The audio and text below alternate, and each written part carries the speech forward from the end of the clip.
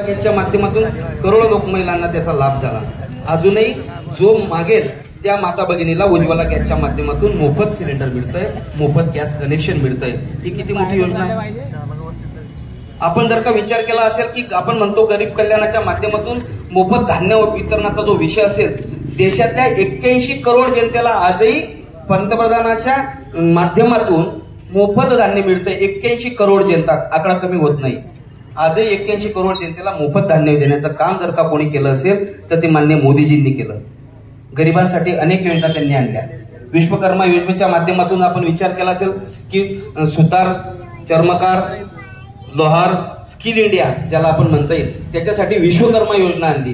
म्हणजे तुम्हाला खऱ्या अर्थाने हे शिक्षण पद्धतीचा जर का आपण विचार केला मित्रांनो, तो क्लार्क घडवण्याची शिक्षण पद्धती, त्याला कुठेतरी न्याय देण्यासाठी लोकांना नोकऱ्या मिळत नाही म्हणून मग रोजगार उभा केला पाहिजे, स्वतःचा रोजगार निर्माण करता आला पाहिजे म्हणून विश्वकर्मा योजना आणली। त्या विश्वकर्मा योजनेच्या माध्यमातून त्या लोकांना ट्रेनिंगही दिलं जातं। त्याच्या ट्रेनिंगचा जो 5 दिवसाचा ट्रेनिंग असेल त्याला 1000 रुपये रोजाप्रमाणे 5000 मिळतात। त्याच्यानंतर त्याला